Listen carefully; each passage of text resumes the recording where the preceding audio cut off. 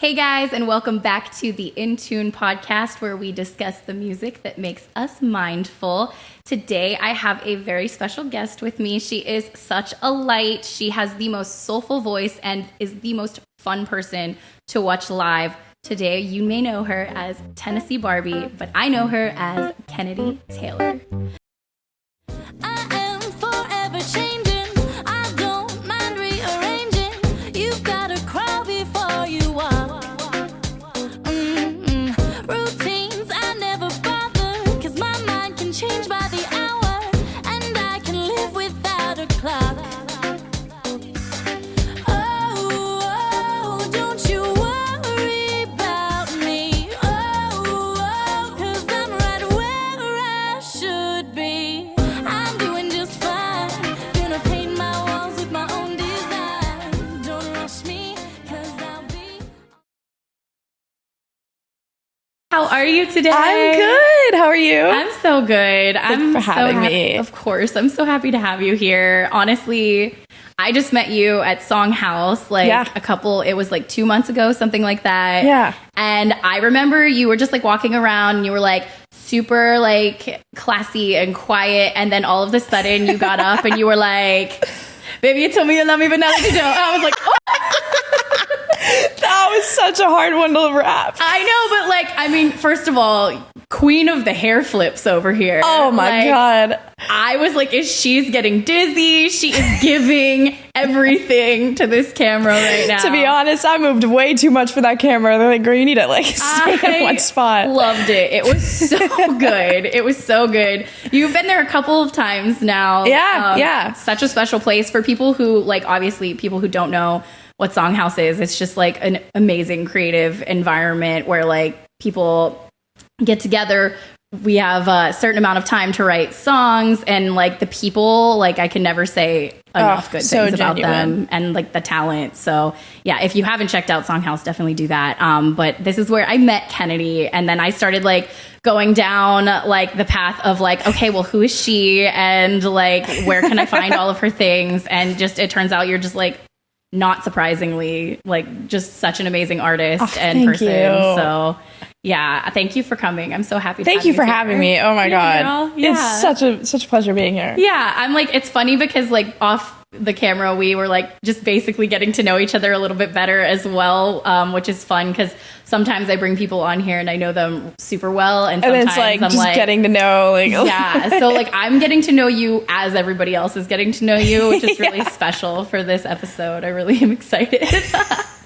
So I did some reading up on you though. And the coolest thing that I found is that during COVID, oh my God, we're doing live shows in your front yard for people. Oh, please. My neighbors hated me. I love it. I'm sure they didn't. I'm sure they were I'm so happy that it was a love-hate. People people were coming out. Yeah. And yeah. It was one thing because the news picked it up and did a segment, which is kind of crazy.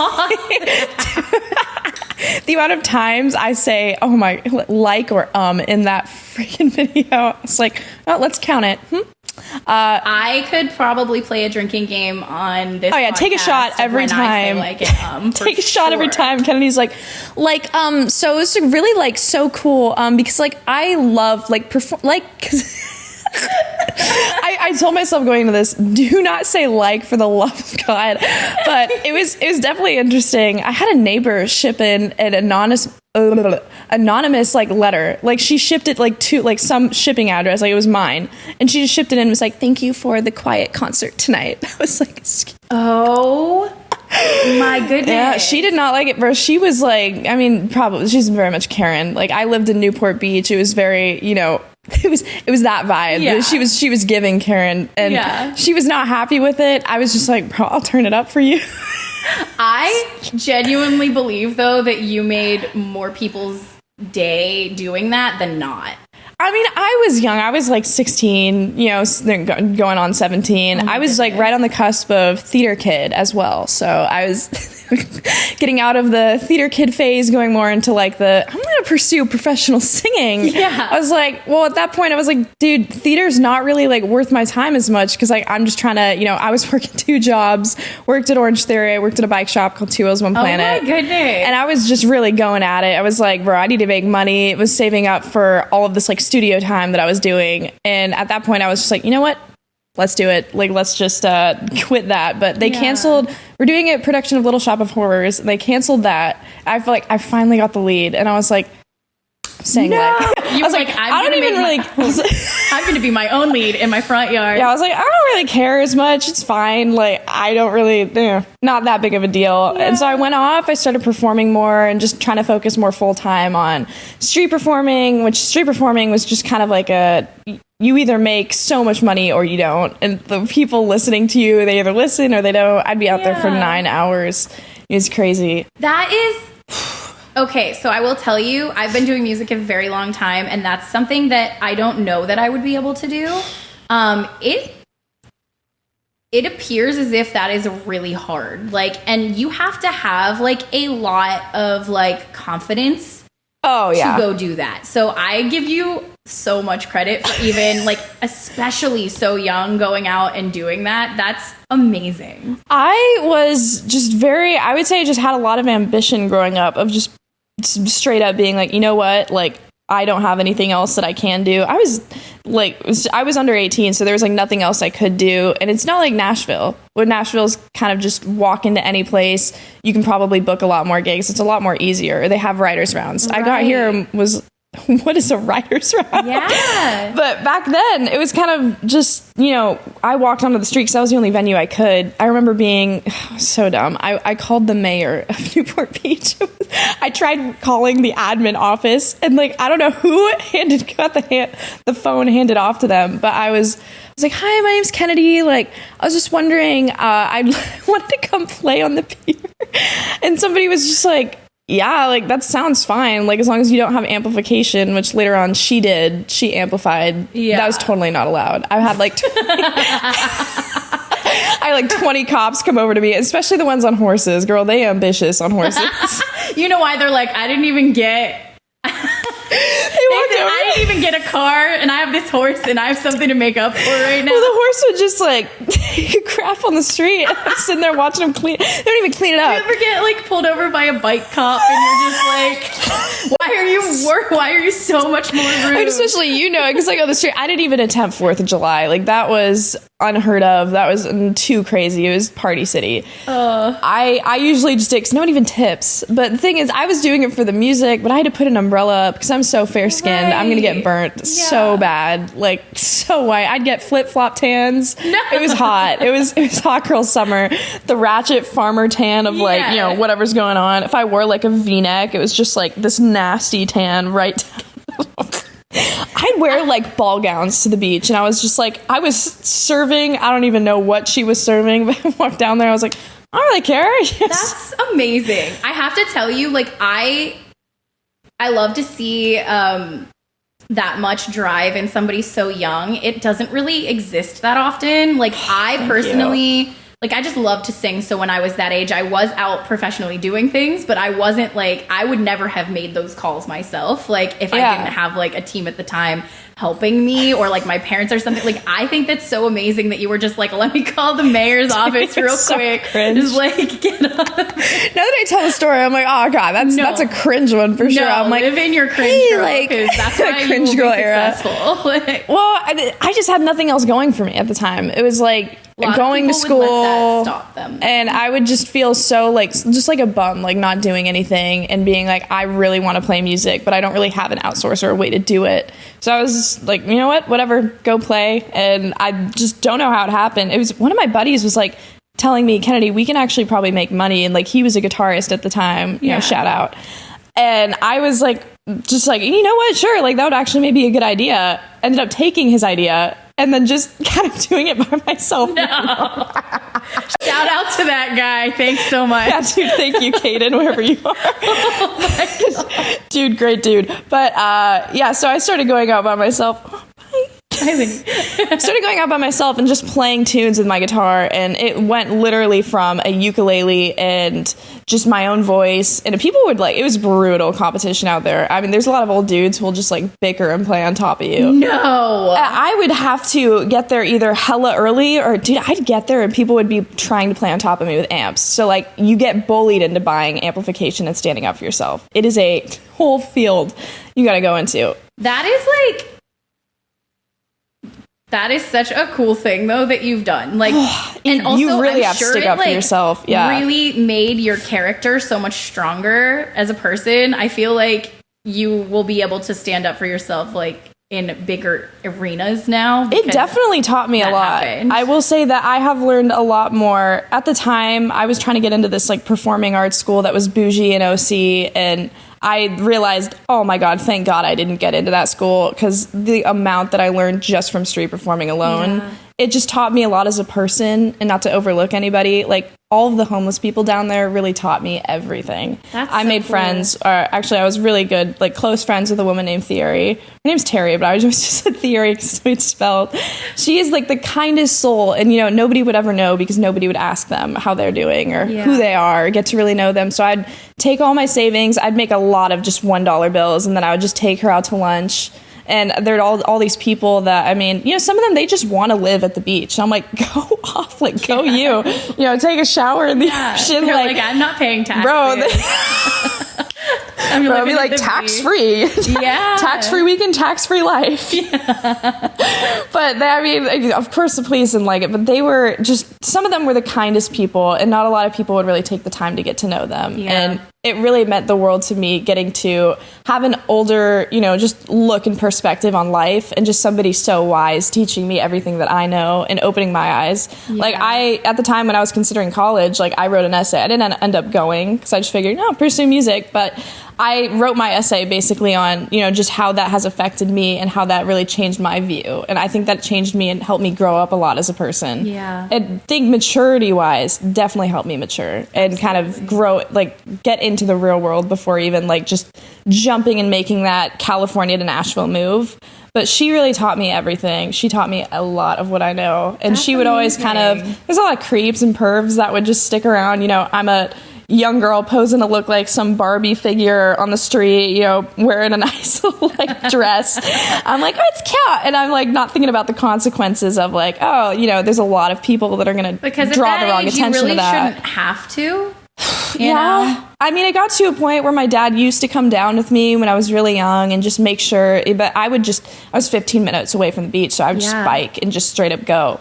So it definitely took just gaining the community, but also outgrowing it to a certain point where I was like, you know what, dude, like I want to pursue this. I don't want to get stuck in this. Yeah. Everybody knows me here. I feel like I've just outgrown this like lifestyle and this community that I've created. Like it's kind of a bittersweet moment to have to leave and take the jump, which was scary. I mean, as I'm sure it was probably scary for you to jump, you know, back and forth all the places that you told me that you've been to. Yeah. But she's been around. I think in the moment you are just living. Yeah. And then you think back and you're like, what was I thinking? Yeah. But thank God I did. Mm-hmm. But I remember, I know I've already talked about this on here, but like I remember when I was in LA, I wanted to be out there so bad, and I had to like, I left like this really weird situation that I was like living in to basically couch surfing and living out of my car for like a good amount of time, and I would just keep going to work, and I worked at a coffee doing what you gotta do. And I was still going into the studios, like, and at that time I was actually in some pretty big studios working with some really amazing people. And I was like, what am I doing? But I feel like I kind of blacked out during it. Like, no, and you make it work. Because you just make it work, and you put your head down, and if you want something bad enough, you will do it. Yeah. But I think now that I look back, I'm like, oh my God, that was so misguided. So I totally understand what you're saying. Oh, dude, that's crazy. I mean, having to go through that and you just really kind of have to put everything behind you and just go head first. Mm-hmm. Yeah, absolutely. I mean, you've had it. I think that is a lot more extreme than I did. I don't know. I think everybody's version of this industry is wild.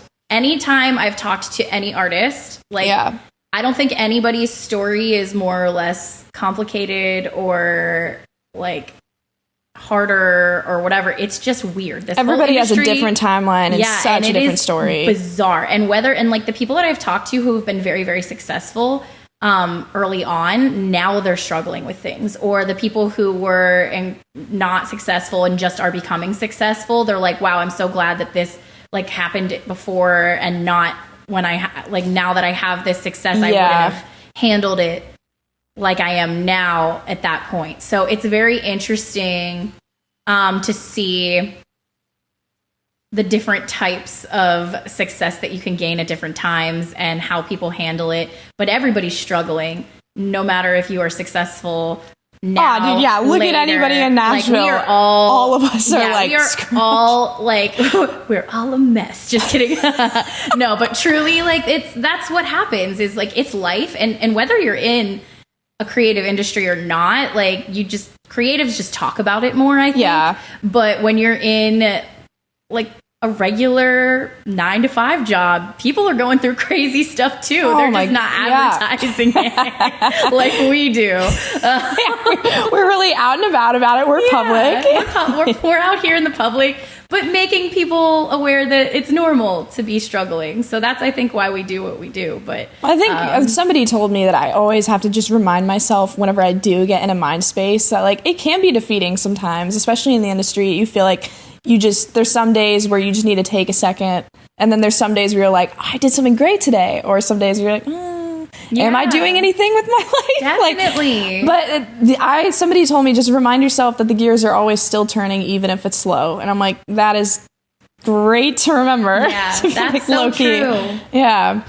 Yeah. It's just, especially, being out there and making, back then, it's crazy looking back, thinking about, oh my God, I used to street perform and spend this much time out there. I just that to now has just been so much different playing field. Like, it's total real world, this is a real monster is this. Yeah, absolutely. But back then, I just thought it was like everything at the time. And moving here, just complete change of plans. And I was just like, dude, I'm not going to go anywhere if I just stay here. Yeah. So, with the prices of inflation and, everything getting higher, and I was already planning on it. I mean, I was completely banking on Nashville, knew nothing about it, really. I was like, they have music here. I could have moved to LA, or I could have moved. Shorter trip. Honestly, make more sense. Could have moved to LA, or just jump across the country to Nashville. I know. So I was kind of just like super tired out from a lot of the. Like, Newport's vibe was so beautiful and so pretty. And the thing is, I think I just got so surrounded by a lot of the materialistic values out there, which, I mean, I was driving a crappy Volvo S60 just to and from. Like, that thing still is barely functioning, probably on the cusp of dying, for being honest. But it was just like having, my parents were always just like, dude, you pay for everything. Like, I always made my own money. They literally never paid for a dime. And I was just always, I had 2 jobs to pay off all this recording studio stuff. So I was kind of trained on having to work for it from a young age and paying all of these bills that started to come in and starting from a younger time. So I started, getting a car and all that fun jazz. But yeah, dude, I mean, just being surrounded by all of that kind of just tired me out. I'd see some first cars being Teslas, and I'm like, dude, that's great. Yeah. Good for you. Yeah. I would crash that. Yeah. My first car, and then where do you go from there? Right. And then you're just stuck in this loophole of just constantly having to pay something back. That would be so horrible. Well, I think there's something super admirable about just working for it and starting out from this and then going to, getting, where are you going to go if your first car is a Tesla? Right. I mean, I don't mean to be controversial. No, but also that there is something to be said. What are you working for if you already have it given to you? Yeah. So that is an interesting topic for sure. I don't know. I know when I was bartending, right? And I was making a lot. And I was more than I'd ever seen. And I was just what is happening? And it happened fast. Mm-hmm. And it was a whole lot of hard work. But at the same time, I realized that once I started making that money, I was almost oh, I don't need to do music anymore. I've got like, you know, got the bougie. But I was so unhappy. So it's funny then, because I think you could almost counter the people that do have it all might be missing something when it came to not having to work for it. So it's very, like I said, I just feel like no matter where you are, you're struggling as a human being. Yeah, we're struggling in all aspects. Why? But it's just like, you know, I wanted to get away from that space, and not that there's anything bad about it, but I kind of was just so tired of just the, you know, mindset we all had over there as like, you know, people would just walk by, you know, street performing. It didn't bother me, but just the way that they'd look at all of these people who were less fortunate, and the way that they wouldn't even turn an eye, you know, with their Louis Vuitton bag, and they walk right past them, or they just scoff, you know, give them the little Karen stare. Yeah. But it just made me really feel for them, and I just was kind of mind blown by it, and I was like, you know what? Yeah. Moving here, it got a lot better. People are a lot more genuine. Like growing up in high school, I had zero friends.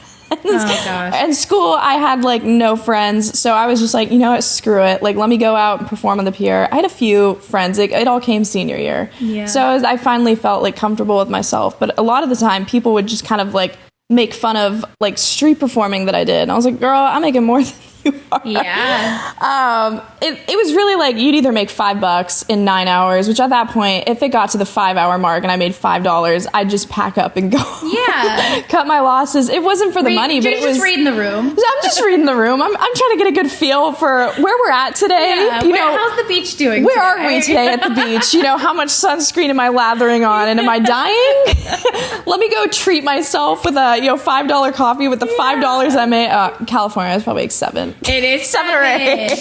It's so funny because here is still expensive, but like moving from there to here, I was just like, this is a breeze. And then now here are the prices that it used to be when I was living out there. So now I'm like, oh no, what does out there look like right now? Dude, the thing is, the food is like so much better in California. I do agree with that. I miss the food. The matcha, I've only found one good matcha place. Yeah. It took me a year to find a good acai bowl here. Yeah. Where is it? Because now I need to go because I still have Juice Bar. Okay. There's a couple juice bars. I think they have one in Ash as well. Yeah, I've been there, but I just had the juice and not. Okay. I got literally the normal acai. It was pretty good. All right, we're calling you out, guys. The only con is they use the Nature Valley granola, and I was like, my no sugar ass, like, hello? How much sugar's in this? Am I gonna have to work out after? It's so funny because it's like, I've said that before, that exact thing that you just said, like the food is so much better out there, and people like want to fight me, but I'm like, I'm not talking about fried food. I don't want to just eat fried food all the time. I'm a full ass like vegetarian moving out to Nashville, Tennessee, like, hey, like, do you guys have plant-based? And Melrose brings out a real burger, I ate half of it. I'm like, wow, this tastes like no, that's meat. Okay, broke the streak. Girl, cookout did me dirty a few times. I'm like, can I just get a quesadilla? It's like 2 a.m. rolling up with my homies, and they're like, yeah, it's the chicken's so thin that I like barely even taste it because it's like string. I literally get halfway. I ate 2 whole damn quesadillas to find out. I'm like, oh, damn, that's 6 years down the drain then. No. I was like, bro, it's cookout. I can't even get mad, bro. Oh, cookout. They have some attitude, to be honest. I roll up the window and they're like, what do you want? I honestly probably would be too. If I was bro, they were just like, my friend's like, what shakes do you have? And then they're like, look at the board. I wouldn't even be able to name how many shakes they have. They have so many. So many people don't know about Cookout. My friend came to visit me. It's a godsend, to be honest. It's awesome. Literally, no one needs to decide anything. They have anything. And I'm sure it's not good for you. But I drove my friend through there the other day. She was like, what is this Mecca? And then she called me like 2 weeks after, and she was like, I low-key wish they had a Cookout where I am right now. Dude, I walked in and I was like, what the hell is a hush puppy? But like, let me try it. Yeah. I was like, it's not bad. It's pretty good. It depends. Like, sometimes they can be really dry. Like, this show has turned into a cooking show. The end. I'm like, honestly, at this point, just cook for myself because Martin's is obviously where I'm going to eat on a Friday night. Let me get the mid mac and cheese. That's the only thing I can eat. Yeah. No offense. It is. There's a lot of meat here, and there is a lot. It took me a while to get used to. It's a struggle. I feel like such a diva. So many people, though, I think because so many people from California are moving here, it's slightly changing really influencing quickly. it. Yeah. Because I'm seeing a lot more like health food options, which I'm loving. It's so expensive, but it's like, yeah, ooh. gotta do it for your health. See, I'm out in Hermitage. There's like nothing. We got a Smoothie King, which they gonna put some Skippies in my peanut butter smoothie. And I'm like, sorry, like I was not aware that this is health. You're like, I'm in my health guru era, right next to the gym. This is health. We're health queen. I'm like, I'm addicted to Skippies, I guess. Yeah. I hear you. It's because it was not Spawn 2 for 1. Oh my god. Okay. All right. We got sidetracked. I love it though. It's true. The people need to know about how hard it is to eat healthy here. It's a hard shit. Before you consider moving to Nashville, know the health. Check the foods. Oh my god, especially if you're vegetarian. We're getting in and out though. Yeah. That has nothing to do with vegetarian. 24? That's not far. No. Was it 27? I hope not. Dude, I don't know. August 24th, pumpkin spice comes out though. So that's all I know. This is pumpkin spice. Oh, hell yeah, dude. I feel so white. It's like August 1st it hits. Like I need the cold weather. Well, that's what I started like. So the worst thing about this fall is I just decided. So I'm doing a video shoot for an EP that I have coming out next year. I'm doing a video shoot for one of the songs called "A Million Times." I wrote about my boyfriend. It's a little love song. I decided to go on a crazy diet at around pumpkin spice season. Mm-mm. All the good stuff's coming out. Trader Joe's is about to release. I'm trying to get like a 6-pack. I'm trying to get shredded, go to the gym 5 days a week. I don't know why I chose this time frame. Yeah. It's, to be honest, kind of tragic. You know, the second October 21st hits, I'm literally at Starbucks like ordering everything. Yeah, I'll have one of everything fall. Dude, Thank you. Tough. I'm like, okay, so is it just... Also, as a vegetarian, trying to be like, where am I getting my protein at? But spinach, tuna, like chickpeas, I'm like, great. Great, we got this. It's fine. It's fine. Everything's fine. I used to, okay, my friend Courtney is gonna die that I'm saying this, but when I was living in LA, we used to tell people we were freegan, which to us meant we're vegan. Unless it's for free. So we would go, shut up, Antonio. And we just like, I don't know if we made it up or like in our minds we did. But basically, we would go out though, and like we would be like, yeah, we're like vegan, and because we were eating like very like to the T. Yes. And I felt amazing. Yeah. But we would go out every so often and my friend Courtney and I would be like talking to some guys and they would be like, how long has it been since you've had a burger? And we were like, oh, it's been so long. And they would like buy us cheeseburgers.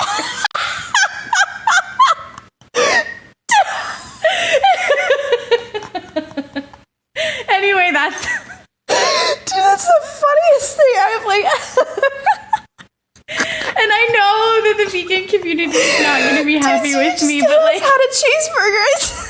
Someone bought it. And then we'd go right back into eating vegan, and I don't know what was wrong with us. Do you still like? Are you dieting at all now, or are you kind of just all around? It became kind of difficult when I moved here. I do eat mostly vegetarian. Yeah.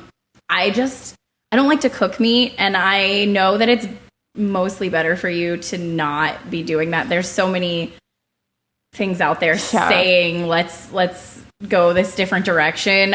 So I research a lot of it, but it's always a journey for me. Like I go through phases of just like really, really healthy, and then I get cheat, have some good meals. I'll have like nice some good meals here and there, and then I'll get back on to just staying healthy. Yes. So it's something that it's always been challenging for me. but it's something that I always work on. So it kind of depends on when you're talking to me. It really depends, because like I used to just be like, I'd eat like a stoner. I'd just have like like Doritos, like, oh, it's bad when my Taco Bell. Yeah, Taco Bell, they came out with the vegetarian. I'm like, bro, hit That me was up. exciting for me. Oh my god. Yeah. Yeah, hell broke loose that day. Totally. She said, let's She go. said freaking, to be honest. She said, we are freaking. She said, yeah, cookouts, that was really freaking. Oh no. ML Rose, yeah, that was ML Rose. Oh, freaking. Yum. Yeah. Anyway, freaking. Freaking, yeah, anybody. that was the funniest thing I've ever heard. Courtesy of Dude, Courtney. you are a legend. You and Courtney. Me and Courtang. She's going to be so mad that I put her in this. Yeah, advertise it. Yeah, it's fine. It's fine. Oh my god, she makes t-shirts actually. She has like her own Etsy page. Bro, she needs to make a t-shirt that says freaking. I now am just thinking about this in this moment. Like, please, Courtney, make a t-shirt that says freaking on it. I will wear it every day. Free if it's for me, right? Yeah, exactly. I will eat it if it's free, it's for me. Oh my god. Okay, I'm coming back around. Okay. Freaking buy me a burger.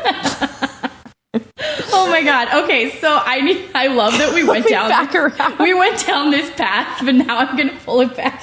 Bring it back in. Oh my god. Okay, so basically on here, I love to ask people about songs that have made them incredibly nostalgic. Something that has like brought them up in a certain way, reminds them of someone or moments that like just if you heard it in a grocery store or like, you know, walking down the street, it would stop you in your tracks. So what is one of those songs for you? Okay. I would definitely say, you know what I found recently that I love, and I literally, never heard it much as a kid, but now that I'm hearing it, I'm like, woo! Jason Mraz, one of my favorite artists of all time, his song Butterfly. Dude, that song's spicy as hell, but it's good. It's so good. The horn section on it, oh my gosh. And I just saw him live. And he played that song, and I was like, oh. Girl, I cannot contain my excitement. I'm over here like quietly squealing because he is like my top 3 favorite artists of all time. Dude, I love him. Amazing. He is like God. Truly like one of my top 5 people that I would want to have dinner with, like things like that. Like truly, like I went to see him with my mom like last year. Phenomenal. Like, just and his so words are good. Spicy. Dude, and, yeah. But also he's like very like now he's very like he's a very well-rounded. He went like a reggae route. Farm, yeah. Like he's really just like, yeah, bro. Like, oh my god. No, truly though. That's an amazing But truly, that song, like just so freaking cool. Like it's just the whole musical groove on it is just so sick. And I love it. And the story he goes through on that one, that one was spicy. He even introduced it as like, yeah, this one's a little explicit. Totally. And it was so good. Just he had a horn section on that one, and especially live was so cool. Yeah. So just getting to see just the groove of it and just the feel, and that one just really inspires me. And I love horns. I have a trumpet tattoo too. I love that. Okay, wait, turn it. I would need. Oh my god, that is so well done. Oh my, well, it's like no, because like I thought it was gonna be like an outline, but like it's like a stencil. Oh, I love the minimalistic. Well, I got it because Lady Gaga has the little like trumpet right here. She does, yeah. She's a huge hero of mine. I love Lady Gaga. I can see that for you. But like just horns is such a huge part of just, especially my artistry and what I love and what I'm always drawn to. I just always gravitated towards horns. Yeah. Whether it like it whatever genre it starts to fit. Like even though going more pop, like bro, I'm gonna find a way to put a horn in some songs. Like it's just so good, and I love the sound of it. That's amazing. Okay, so like that just makes you feel like you just want to get up and like do your own horn section. Yeah. Yeah. I mean, it's very inspiring because it kind of helped me find my sound. Especially, I did not have a sound before I moved here. It was very just kind of like throwing myself at covers and songs and just coming up with disgusting originals that I was like, what is this? Yeah. Like I'd have cringy ass song titles like Meet Me by the Moon. I'm like, girl, what the hell does that mean? Yeah. What? I mean, I think it could be cool. Oh God, I was young and naive. I've been there. I've written some songs that are out for the public to hear. Dude, I was like 12, about. like writing it. Like, yeah. Oh my God, like I'm so, you know that like when you walk out of a grocery store and you're like, oh my God, everyone's looking at me right now. Like, yeah, you just like feel like you're like, everyone's obsessed with me. Like, I'm wearing a cute outfit. Like you get so 12, confident. Yeah, that's the amount of confidence that I legitimately had writing those songs. I listened back to it and I'm like singing about taking a shot. And I'm like, girl, you're 12. Oh my God. When do you think was the moment where you like changed your mindset where that like wasn't the version of you that you like were anymore?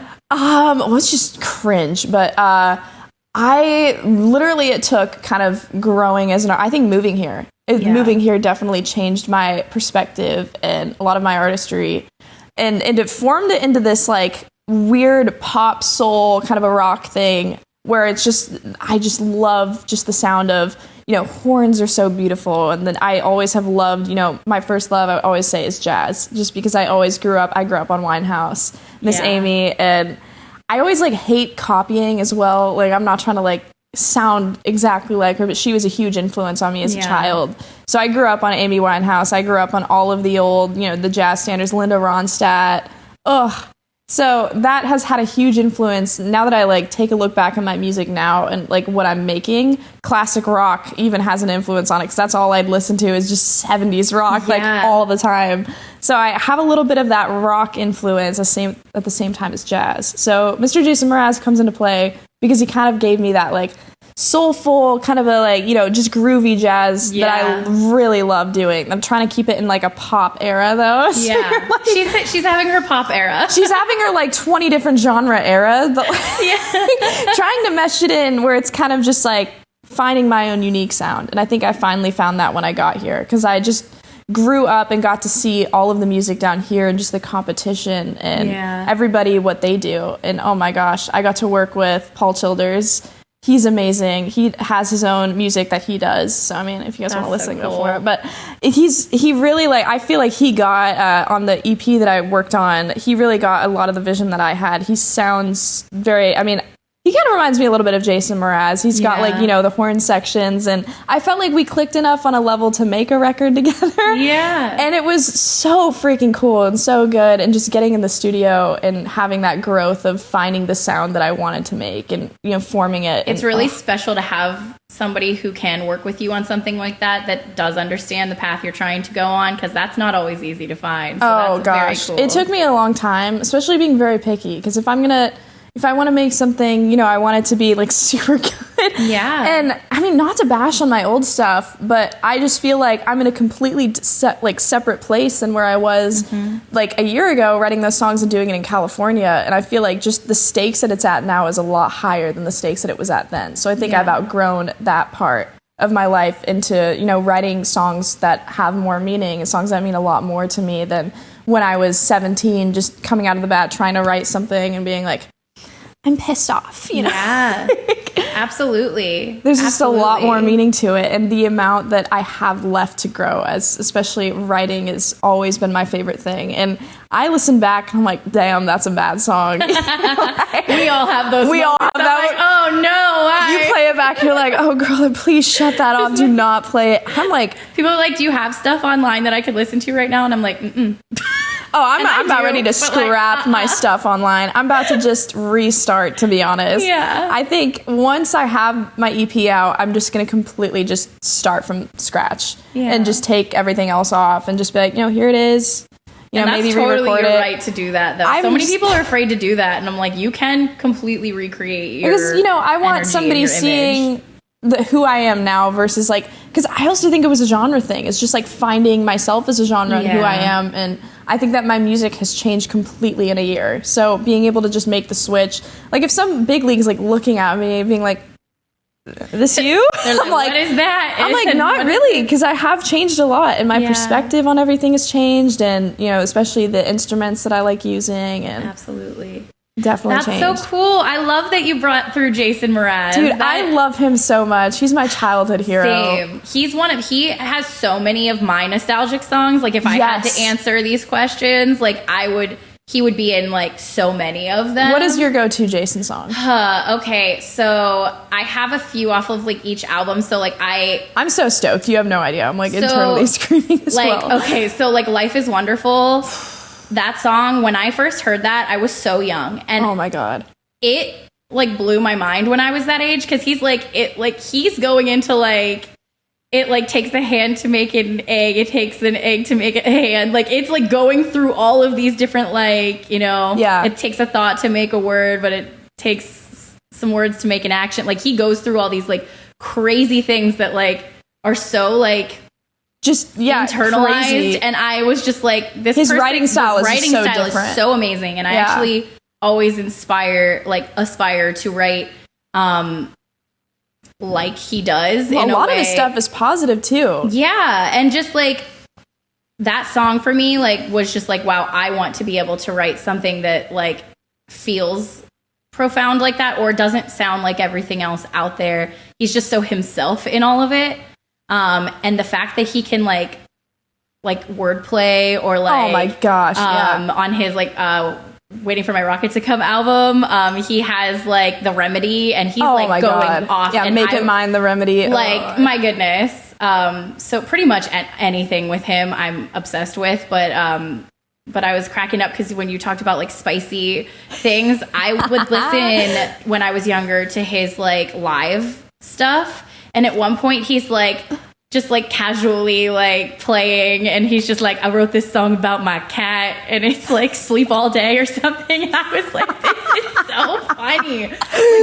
He really writes like a range of just like, you're like, where are we at today? Yeah, and you just don't know. And like some days when I like, he has some really like deep stuff, and like if you really go back and dig into his catalog, like he like all of my favorite stuff is his like older stuff that has like all these super interesting like things to say. So, and I think a lot of people who know him for his like Colby Calais duet, Lucky, which I mean obviously those are amazing as well. Like I will never not listen to that stuff, but I think that like I really got on board like much earlier on.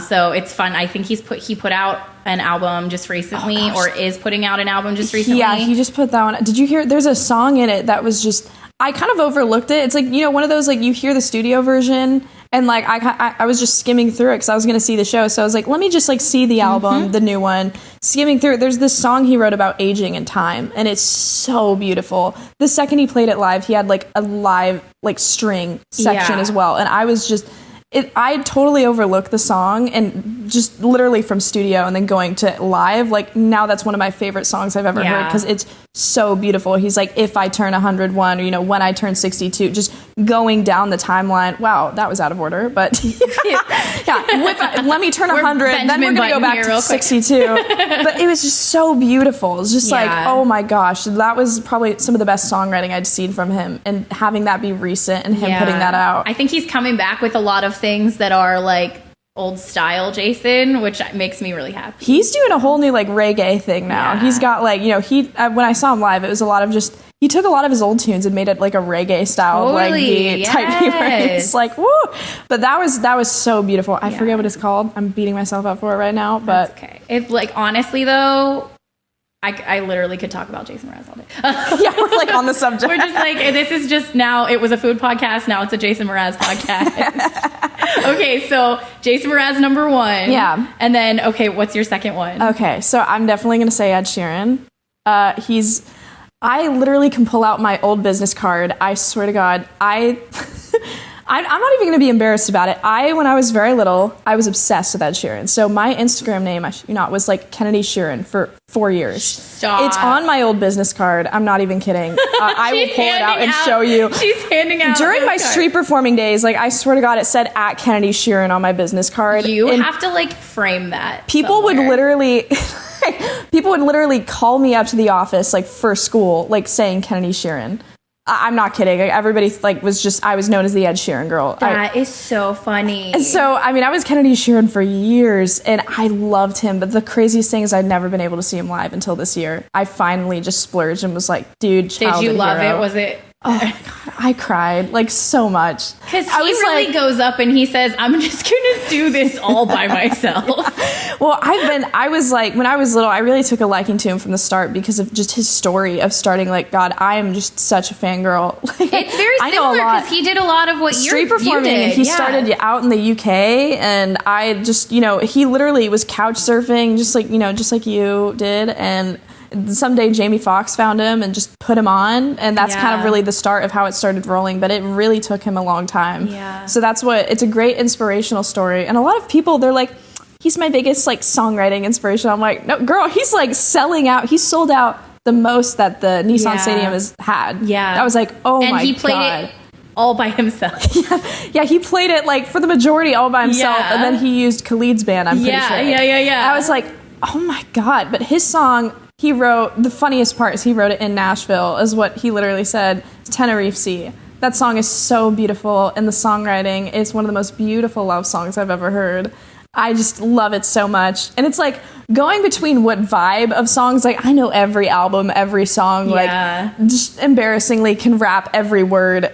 Totally. I always grew up idolizing him, and like every day, if I wasn't street performing, I'd be just looking up interviews. Like it was like an obsession, but it wasn't like the stalker kind. It was just like, like it was the admiration kind. I just love how he does it, like what he's doing, and it really inspired me to just be like, Kenny, what the hell are you doing with your life today? Like, get up and perform. Yeah, it's like get up off your ass, like and go to the pier and just go. And that song is so beautiful. And the second, I didn't know he wrote it in Nashville. I was like, wow, that is a complete like tables have turned. Yeah. But it's the most beautiful love song, and just the whole vibe of it just being stripped acoustic. And he either has like crazy songs that are like, middle finger up, like you need me, I don't need you, or it's just this beautiful, just slow song that's just a dance in the kitchen kind of a vibe. And up until like I never really experienced love, and then up until I actually experienced that and like started having all of these new life experiences in my life,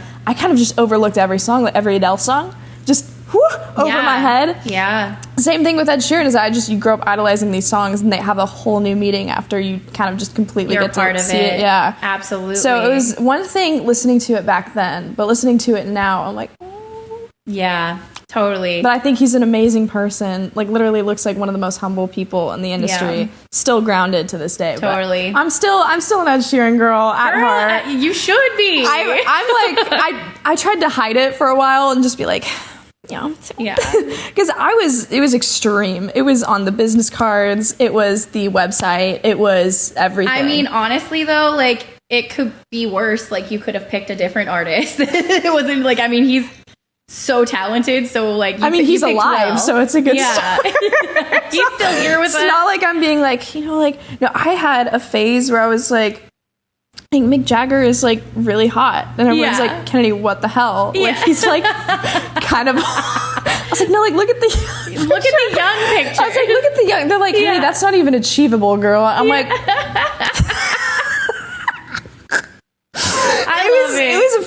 I listen to a lot of Rolling Stones as well, so that's amazing. Yeah, but people were like, dude, like, do you have a crush on him? I'm like, dude, it's an admiration, but like, I could. He could be, it's just the music. Like, serenade me enough, like, Tenerife Sea. I'm all good. For it. I'm here for it. Oh my gosh. And your boyfriend is like, Kennedy. He's like, okay. He's like, Kennedy will He heard leave that me song. for Ed He started Sheeran. playing it, and I was like, come here. Let me see. And so I was like, come here. Yeah. I was like, we're dancing. Oh my God. It was so awesome. It is funny that you say that though, like when you skip over a lot of songs, when you're not going through that mentally, and then when you hear them back, you're like, oh my goodness. Oh my gosh. I heard this so many times, but I never felt it like that. But the thing is that I was just so closed off when I was younger. I was like, screw relationships. Like, I'm so good by myself. Like, I mean, which I am, we all are fine and functionable, single life, you don't need to put a ring on it all the time. But I've actually found that it wasn't like till I got down here where I found somebody that I really feel comfortable with, and definitely probably, it's just, it definitely made me feel a lot just different, and all the new emotions that started coming in, the life experiences, it helped my songwriting immensely. Yeah. Which is what I always had been craving and never thought that I would get, because I just thought I was just going to like live alone the rest of my life, being like, you know what? Like, I'll just find some cute pink convertible and just like get a dog. She is Barbie. She is Tennessee Barbie. Like, I've always had this dream of like having a little baby pink convertible, but like not manual, if you know what I'm saying. Yeah. I don't want to deal with the shifting, and it's too much. It's too much. You know, she's got over too many curbs to like.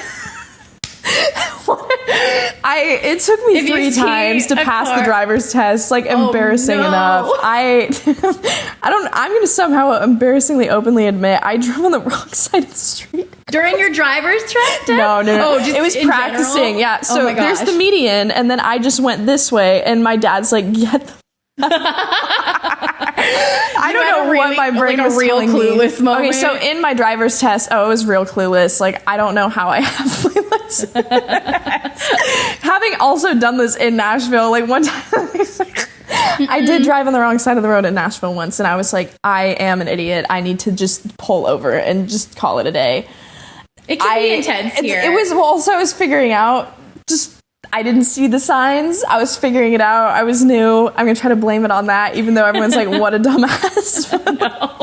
We've all had our driving struggles, for sure. Well, mine's like to the extreme extent. So to the first one, I was going to turn right, and this car in front of me just like gave me hella anxiety because they turned right and yielded to like so it's like, oh my God, like I can go. Like they went, I can go. I got a critical fail immediately after a semi gravel truck was going like over 60 miles an hour, and she said stop. I was like, okay, like she said stop. You know, it's like we're gonna stop. Freaked out the hell out of this driver. She's like, I'm not getting paid enough for this, and I was like, I'm not driving enough for this. It got so bad, my parents were like, I'm not helping you anymore. Like, no. And the second time I turned left from a straight lane. Do you think it's the anxiety? It was the anxiety because I was overthinking it like a lot, and I was just overthinking like, what am I gonna do? Like, what is this? So it was the anxiety, and like, you know, when you like take a test and you're a bad test taker. That's literally what it was. I've gotten better. We've stopped that era, but watch out for Kennedy on the roads, guys.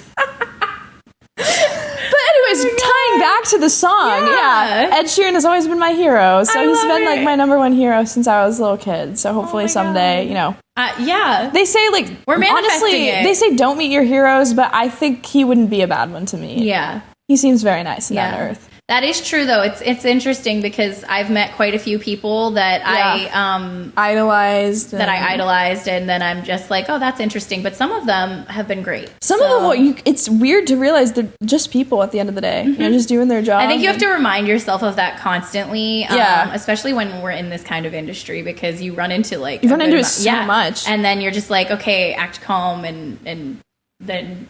Just like, I do not know if I'd be able to contain myself with Ed Sheeran. There's a few artists where I'm like, I need time to prepare myself. It would definitely be Ed Sheeran. Lady Gaga would be a rough one. That would be rough. She is a badass. I will definitely say. For sure. So absolutely. That, and I mean, Jason Mraz is pretty cool. He was doing a meet and greet, and my mom tried to get me into the meet and greet because my mom loves to do like the stuff. Yeah, like she's like, my daughter sings and and I'm like, Mom, we're walking over here. We're walking over here. We're walking over here. It's like.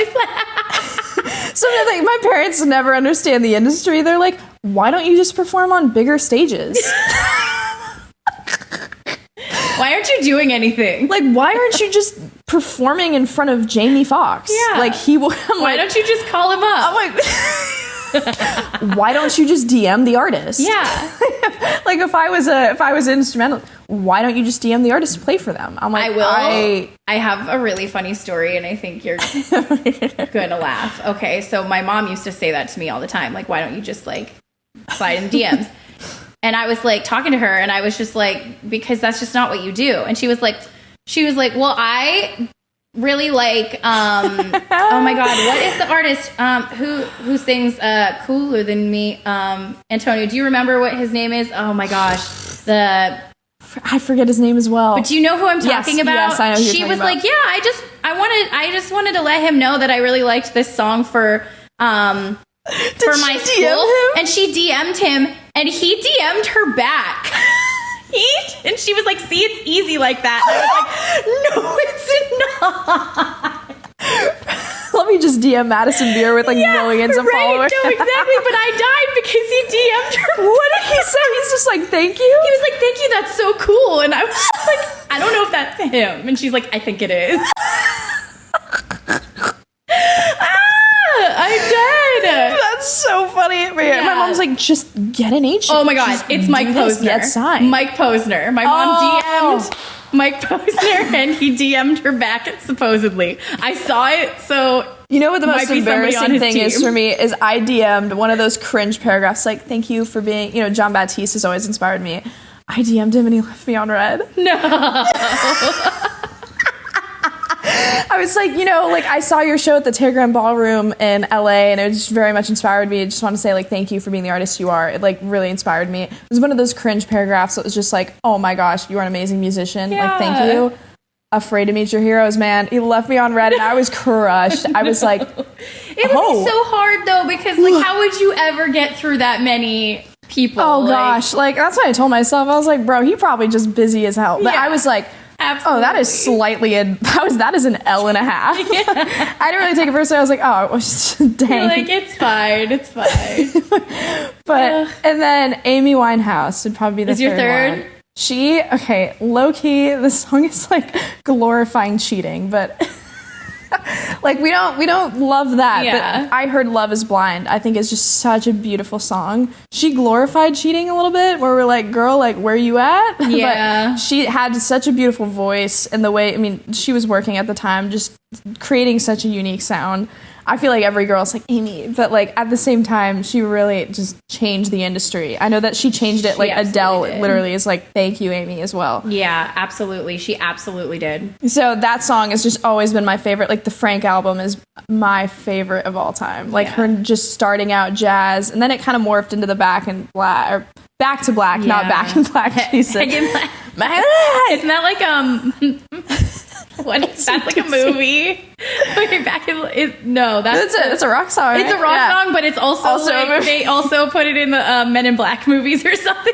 I don't know what I'm talking about. That song though, I mean, she's like, I thought you were him. I'm like, oh no. Oh. You were like, oh God, girl. Okay. I mean, I pretended he was you. I'm like, oh. She was very honest, which I think is so cool. She had a way of, I think her and Kurt Cobain, I kind of put the two songwriting styles together, is they didn't really give a flying, you know what at all when it came to writing. And it was kind of a little bit comedic, but at the same time, very honest and raw. Yeah. So it was just like, wow. Like, honestly, a lot of the things that they wrote was very honest. Like, oh God, Amy's song F Me Pumps.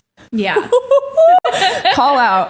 I was just like, damn, okay, go off. Yeah. You're like, oh. But like, if you're not like, because then those are the people they're doing it just because they have to say it, like just because, to and get they it don't off their care chest. what anybody else is gonna say. Or Stronger in that Than Me moment. by Amy Winehouse, where she's just calling out some guy, being Yeah. like, you should be stronger than I am. Yeah. That's amazing though. Like, she is absolutely hands down, like, I think her One songwriting of the has best really talents. impacted me. Yeah. And really just changed. Like, because it also just gave me hope as an artist. It's one of those like, oh, you sound like her, like, Yeah. oh, Amy Winehouse. And so I looked into her when I was super young, and I think the first song I found was Valerie. Like, thank you to the parents for being like, Yeah. honey, you should listen to Amy Winehouse. I feel like you'd like her. Yeah. I started listening to it and was just like forever changed. Like all of the stuff that she had. It started out with like the mainstream, the Yeah. stuff that was the biggest, and then it kind of delved back into the older albums, and that's when I really found that I loved is Yeah. like I loved jazz, and from that just like she put a modern twist on it at the time, which I thought was really special. I really love that you have such a soulful voice for being so young. Like, you, like, honestly, like, you feel that you've felt things and you've been through things through your music. And I think that's such a cool thing for somebody who, like, it takes a lot of years to get to that point for a lot of people, I think. So Thank you. Yeah, so you can really feel it, and you can feel those influences in you for sure. Yeah, very, very diverse, I will say. There's like like 3 it. separate ones, but No, those are such good picks. Like, I'm so glad that you came on to even talk about those, like, in general. But who'd you say is like your top 3 artists that you would listen Me, to? Alison Krauss, Jason Mraz, and actually, okay, I have a lot of them, but I listen to a lot of Ariana Grande. Ooh! Yeah. Ariana's a powerhouse. Yeah. She's great. I love her voice. I love, I just try to sing the runs. Which you can. In the car. You definitely can. But when she hits the high ones, like, no. Because your range is a lot bigger than mine. You have such a powerful voice. Like, when I heard you for the first time, I was literally just chills, goosebumps, sitting back in Songhouse. Your song was so amazing. I'm surprised. So like, we got to get you up to sing way more. But just, I feel like you have such a specific, I mean, you can do a lot more things with your voice. You have so much range that you can do. Like, you can either hit the high belts or you can take it down for just like some sweet ballad. Oh, and just, thank you. Your voice is so special. And I truly love it. Thank you so much. Thank you. Like, your influences definitely make sense. Yeah. I can definitely. Allison Krauss. They're across the board. Yeah, they are across the board. Allison Krauss is my favorite artist of all time. Like you said, though, with Ed Sheeran, like, I have still not seen her. And the funny thing is that oh my gosh, yeah. I met a couple of months ago my mom in Ohio to go see Allison Krauss and Robert Plant. And I was so excited. We both drove to meet each other in the middle, and they shut it down because of the air quality. The air quality. So everything was closed, and my mom and I were just in this like random, like, I think it was called Cuyahoga Falls. It was beautiful, and we're just like there in the middle of Ohio, just like, what do we do? It, or did they postpone it? They just were like, it's just canceled for now. And I'm like, oh God, no. I am so sad because I was like, my whole life I wanted to go see her, and I finally am so close. And my mom was more upset than I was, but it ended up being such a fun night because we just like had some wine and like we were just like bar hopping in this random town. I love it. It was so much fun. Oh, dude, that is heartbreaking. Yeah, though. so Really, but she is my very favorite. Obviously Jason Mraz for writing purposes, and then Ariana Grande to try and hit all those notes. Dude, yeah, her writing as well. I mean, she's got such a powerful voice. Yeah, I can definitely see that, especially within the range and the belt that you do. It's just so incredible. I just in my car just trying to sing some Ariana. So.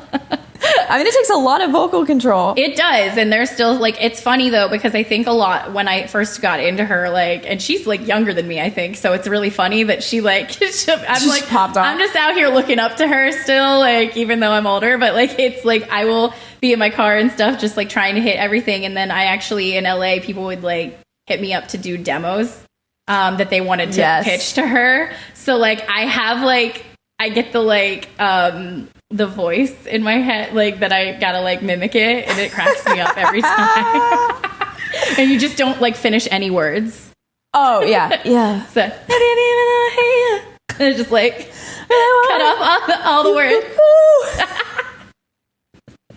Anyway, love her, love Ariana. So yeah, those influences definitely make so much sense. Yeah. And like I feel like you can really get a gauge if you ask somebody like as an artist, be like, who inspires you? Or yeah, like who are you listening to? You know who is also amazing is JP Sachs. It's a great. Thank you for saying that. He's my recent obsession. I haven't like gotten the chance to say this, but like when people are like, hey, who's your artist that you think more people need to hear? It's always JP.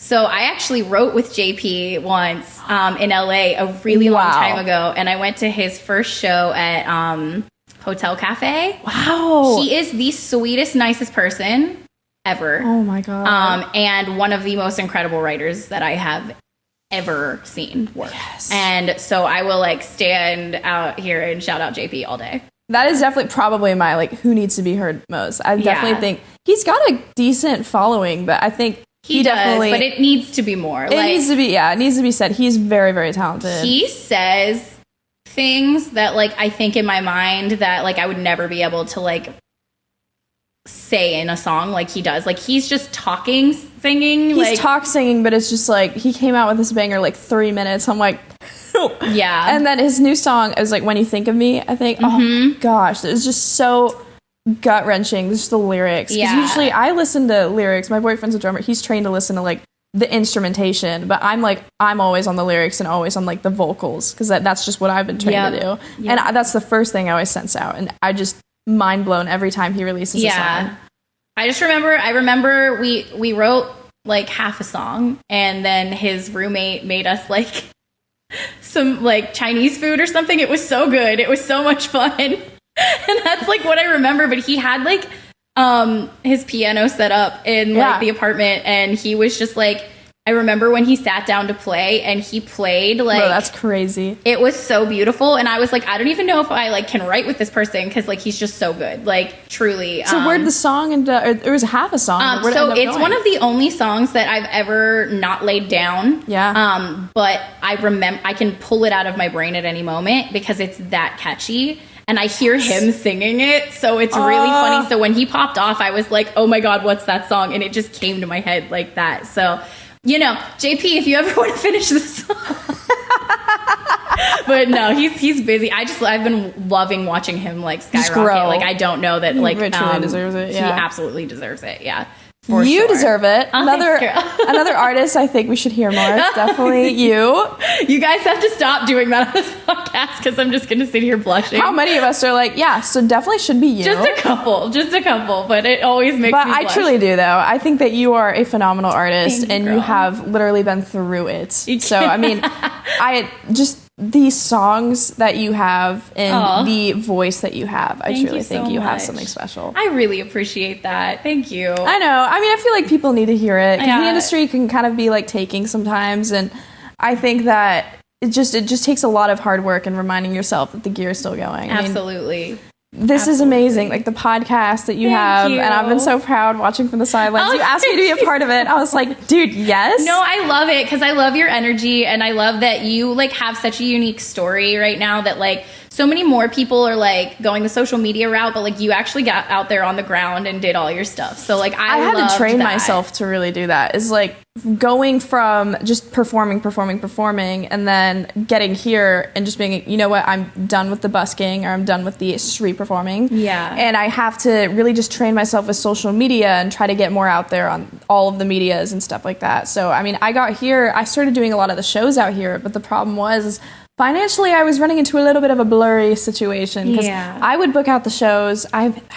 I put on a lot of hats. That's probably way too much for Miss Kennedy to be putting on at, 19 years old at the time. Yeah. Just like, okay, let me book out this venue, and then I have to organize my entire band. Like, I will never spiff my band. Like, I'll always pay my band what they should be paid, even if I'm going into debt at the end of the day. I'm like, you guys definitely deserve to get paid. Like, I'm not going to spiff you on that, because some people will be like, can you like play for $50? I'm like, that happens so much here. It happens so much here. And I mean, those guys work just as hard. Work for free. I mean, if they're passionate about the project, which would be a godsend. I mean, then like work for free. But if I'm paying everybody, like they definitely took their time and put in the practice and work to be that good as what they are. So they deserve to get paid. Absolutely. But also just a fact of like, the venue just taking out so many fees. Like I worked with this venue and they were nasty. Like they took out fees they didn't tell me about. They were late to their own show to where all of us were waiting outside of the venue. Like there was about 5 bands on the bill, so each band had like a horn section as well. And all of us were it was like 30 of us just waiting outside, and we were supposed to sound check,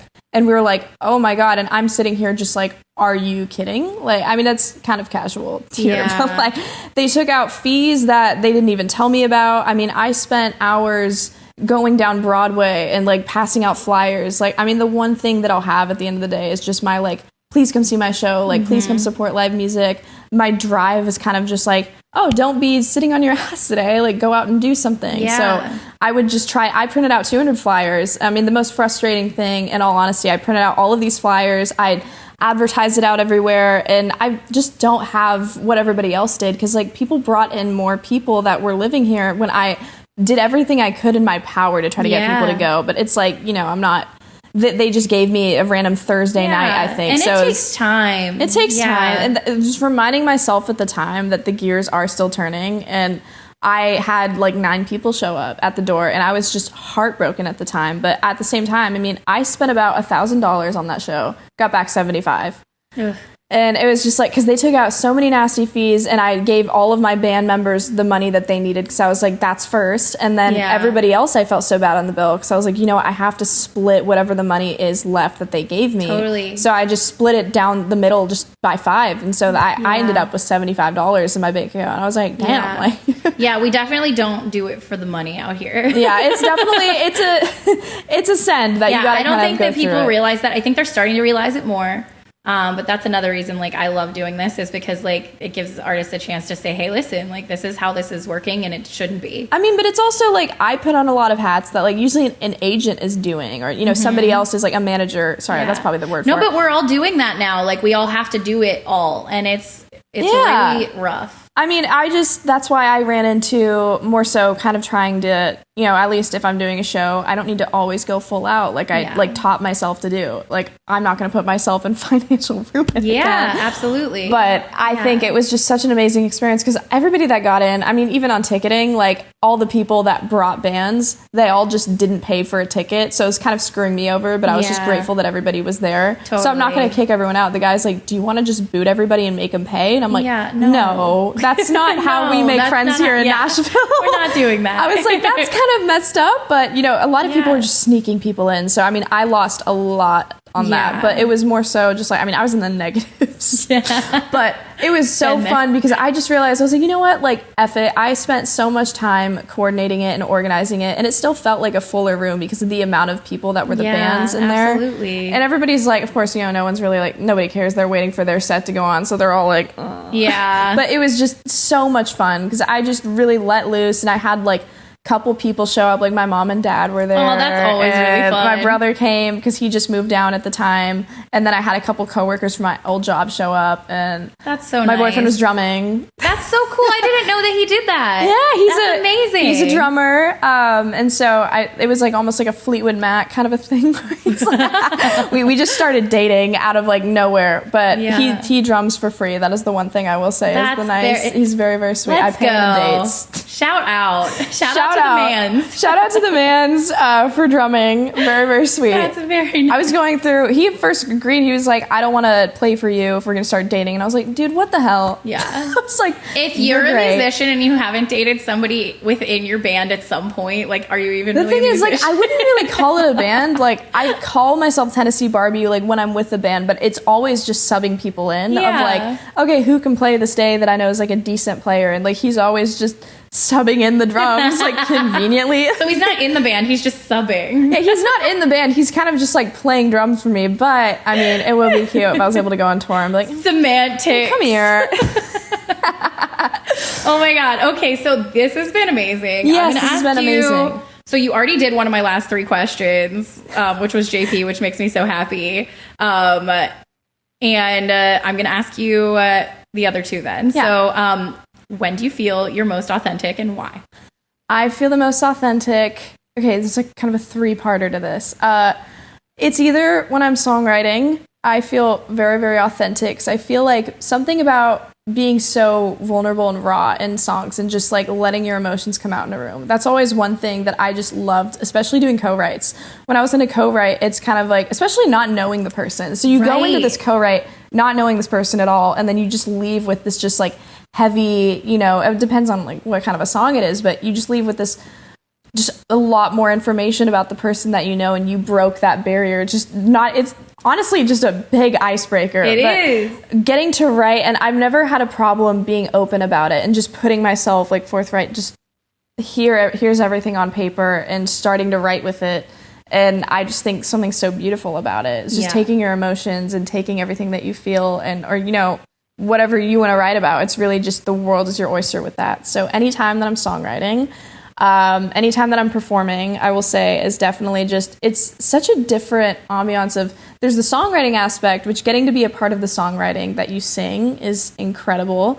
But getting to perform it and just being proud, being like, here I am as an artist, and just having the fun on the stage of crowd interaction has always been my favorite thing. Because I've grown up with just people passing by and, you know, talking to everybody and taking the time at the pier to really get to know everybody. Kind of forming me more as an artist that I was. That really just, I love it so much. So getting to introduce my songs and talk to everybody and having that, you know, like crowd enactment and just getting to, you know, playing those songs as well. Like having those songs kind of, if my songs can ever help somebody with what they're going through, that's when I know that, like, that's when I feel like I've made it, or when somebody is actually like, I feel like I've helped to make a difference with it. So that's all I've ever, that's like a mini like Kennedy dream that I have. But as well as that, the last one is what I always love fashion, and I love makeup, and actually I hate doing my hair. So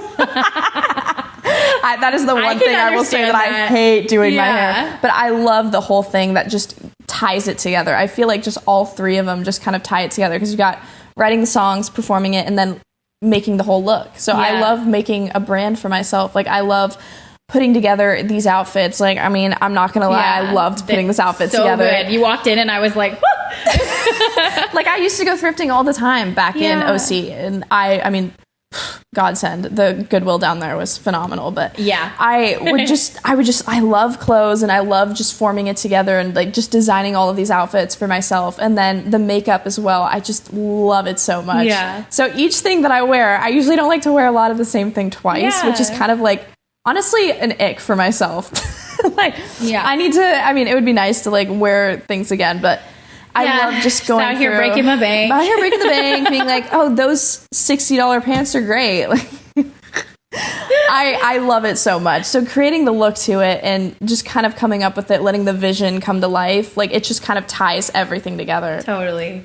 So I would say that's when I feel those 3 times are the most authentic. I love that. So you love just making a brand. That's I love brand creation. Just like, you know, getting ready, like doing your nails, or like having these really cute heels. Just the confidence that it brings and gives me, as well as like even help like other people getting into fashion stuff. It's just like, it's just so cute. Like when I see somebody else walking down the street, and you can tell like their outfit's adorable. That they put it together and they know that they feel good in it. Yeah, like I just think it's adorable. Like I'll do this thing that's like, I don't know what sparked it, but when I see like a cute girl walking down the street, or just somebody whose outfit's incredible, I like look over at whoever's with me at the time. I'm like, oh my God, she's so cute. And I say it so loud, so like hopefully she hears it. Like, I love that so much. And she turns around, or like literally we're walking and I'm just like, oh my God, she has such a good body. Like, go off. That's what I mean. Okay, so I said this on a previous interview. I'm like so wanting females to do or just that like more I'll tell for each them. other. Like I'm just like, say it. You are if so you see beautiful. It, say it. Yes. Like that works for positive things too. If you see something, and also say it something. just makes it just makes you feel like a lot of it. Like that probably. I just told one girl, I was like, girl, you look so beautiful. Like you're stunning. I love your hair. And she was like, that made my day. I felt really bad today. So it's like, that can really change. It can change her whole I mean, it's different when it's ingenuine. When you're like. Yeah, you don't be look giving so like good. fake comments. Like, don't say something if you don't actually think it. Oh but my God, like, Queen Slay. That looks iconic. Like, no, I don't know. It's just like you have to just tell them. You have to tell you them feel and it it's genuine if you feel it. And if somebody tells me that, I just know how good it makes me feel and how good I feel. It's just such a confidence booster. It is. Like you can leave the house in sweatpants. Usually I try not to, but if I do, I'm just like, I'm having a day where I'm like, bro, don't look. I be living in sweatpants. I'm not gonna lie. I do. Honestly, like I have gone out to bars in sweatpants. Dude, that's kind of, I've gone out to bars in rollers in my hair. So. Let's go. But she don't do sweatpants, but she does the rollers. She does the rollers in the hair. I've gone to Target and I was like, my mom is just embarrassed to be with me as we're walking through the Target aisle. She's like, take those goddamn rollers out. I'm like, girl, like I gotta make sure my hair good today. That's right. I can't. It's not about now. Time. It's about later. I can't lose the time with these rollers in my hair. Well, so, I love that so feel much. Authentic with rollers in my hair. Yeah, the most authentic Kennedy feels is with rollers in her hair. Oh my God. Okay, and then my last question that I have for you is, what are you working on next? Where can we find all of your stuff? So I'm working on, so I just did an EP with Paul, as I was saying earlier. So I'm working on that. And I have 4 songs on it. I co-wrote them with Dave Lenahan and Scott Barrier. But I was so excited. So one of them's a love song that I'm shooting a video for. I'm really and your stoked. Videos are phenomenal, by the way. Like they always look so good. Like So good. It's just me and my boyfriend putting together whatever we can. That's amazing. He has Ableton. Oh my goodness. Like I would never have guessed that. I would have guessed like whole crew. So that's awesome. Oh, thank you. Well, I'm putting together a video for it, and the one I'm the most excited for because it was pretty ballsy. I wrote that like a month into dating him, being like literally saying "I love you" in the song. It was really ballsy, really bold. But I was just like, at the time, we were in this like awkward thing of like, we can't say it. So I was like, oh, don't worry. Like, I just over exaggerated for like the lyric. Like, don't worry.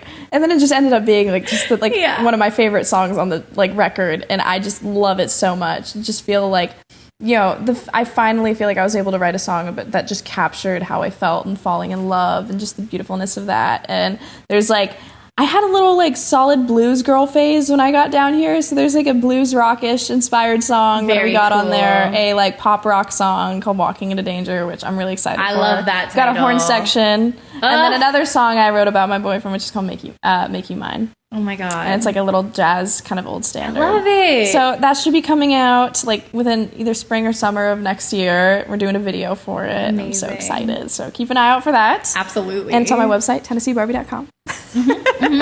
And we'll link all of that. We'll link all of that. But until then.